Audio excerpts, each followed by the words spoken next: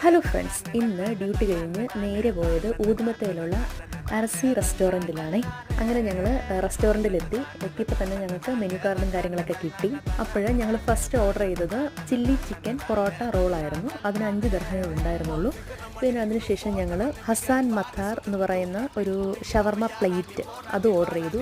അതിന് 7.50 ദിർഹമായിരുന്നു. ഈ അസാൻ മത്താർ എന്ന് പറയുന്നത് അത് അറബിക് ഷവർമയാണ്.